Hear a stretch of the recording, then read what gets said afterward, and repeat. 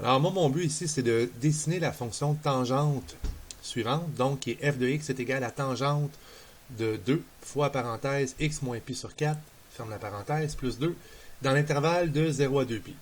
Alors les premières choses que je vais regarder ici, ça se trouve à être mes différents paramètres. Dans ce premier temps, l'amplitude vaut 1 dans ce problème-là. De toute façon, pour la fonction tangente, l'amplitude au niveau du tracé, c'est pas la fin du monde, c'est pas vraiment ce qui est plus important. Ça change un peu la courbure, mais j'en tiens pas compte. Je vais regarder finalement en deuxième cas mon paramètre K. Le paramètre K ici vaut 2. Donc, supposant que chaque carreau sur l'ordonnée vaut 1, je vais mettre un axe qui va être mon axe d'inflexion quand y vaut 2. Donc ici, je vais tout simplement graduer et comme étant x vaut 1, pas x vaut 1, mais y vaut 1, 2, 3, 4, 5, puis moins 1, moins 2, moins 3, et blabla. Par la suite, je vais aller voir mon paramètre B. Dans ce cas-ci, on a un paramètre B qui se trouve à valoir 2. On sait que la période tangente est différente d'une période d'une fonction sinusoïdale. Donc, je vais faire tout simplement la formule qui se trouve à être pi divisé par le paramètre B pour trouver la période tangente. Dans ce cas-ci, pi sur 2 sera ma fameuse période tangente. Je vous avais dit en classe de séparer l'axe des x, l'abscisse, avec des bonds qui représentent le quart. Je pourrais dans le fond faire des bonds de pi sur 8, ça veut dire, mais moi je préférerais faire des bonds de pi sur 4 parce qu'une fonction tangente, vu que la période tangente, c'est déjà la moitié d'une période d'une fonction sinusoïdale, donc c'est une moitié de cercle, ben je peux séparer uniquement en deux, ça ne change rien. Donc ça veut dire que pour graduer, mon pi sur 2 divisé par 2 va me donner que je vais graduer avec des bonds de pi sur 4, ce qui concorde bien avec le fameux paramètre h qui est ici. Donc, chaque petite ligne ici va être des bonds de pi sur 4.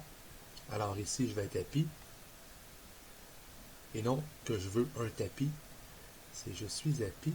Je me suis mal exprimé. Et ici, je me rends jusqu'à 2pi. En fait, je veux tracer de 0 à 2pi. Mon point de départ pour ce cas-là, ça se trouve à être, juste tracer un petit peu, ça se trouve à être pi sur 4. Donc, ça veut dire que le point de départ de ma fonction est à pi sur 4, il est ici. Il va être ici sur l'axe d'inflexion. Donc, en fait, il est ici. Ma période, dans ce cas-là, c'est pi sur 2. Pi sur 2, il ne faut pas oublier que c'est égal à 2 pi sur 4 parce que j'ai gradué avec des bonds de pi sur 4. Ça veut dire que 2 pi sur 4 plus loin, je vais avoir un point sur l'axe d'inflexion. Et ainsi de suite. Donc, tu remarques que je me trouve à avoir mes points sur l'axe d'inflexion. Entre mes points sur l'axe d'inflexion, je me trouve à avoir l'endroit où je vais tracer mes asymptotes. Donc, je vais avoir une asymptote là, une asymptote ici, une asymptote là, une autre asymptote ici, et ainsi de suite. Et finalement, je suis fin prêt à tracer ma fonction tangente. En fait, j'ai une asymptote aussi sur l'axe sur l'ordonnée. Et je suis fin prêt à tracer ma fonction tangente. Donc, je la trace à peu près. Elle est croissante parce que mon paramètre A est positif. Fait que ça me donne une belle courbe qui fait cela. C'est sûr que je ne suis pas expert dans le tracé, là, fait que j'y vais de façon approximative. Je peux toujours m'aider avec GeoGebra ou Desmos. En parlant de GeoGebra et Desmos, je vais tout de suite aller voir sur Internet afin de pouvoir voir sur Desmos, donc sur le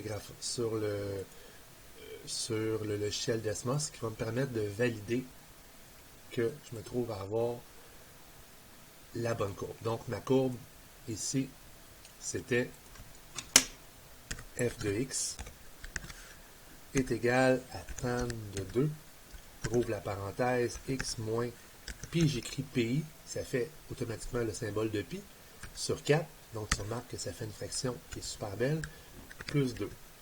Donc, moi j'aimerais tracer, juste tasser ma fenêtre pour qu'elle rentre dans l'écran, j'aimerais tracer le tout dans un intervalle de 0 à 2pi. Donc, je vais aller sur la petite fenêtre ici de paramètres du graphique.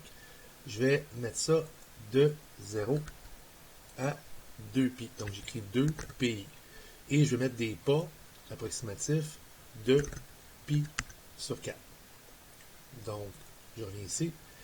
Je vais vérifier mon graphique. Donc, on se souvient que ma courbe passait sur l'axe sur l'axe de y est égal à 2. Donc, si j'écris y est égal à 2, je me trouve à avoir mon fameux axe d'inflexion. Ma courbe est croissante. Je me trouve à avoir une asymptote à pi sur 2, à pi, à 3 pi sur 2, puis à 2 pi. Est-ce que j'ai ça? Ben, j'ai une asymptote à pi sur 2, à pi, à 3 pi sur 2 et à 2 pi. Donc, avec Desmos et la courbe que j'ai faite, je me trouve à avoir, à mon avis, la bonne solution. Donc, merci beaucoup de m'avoir écouté. Au revoir.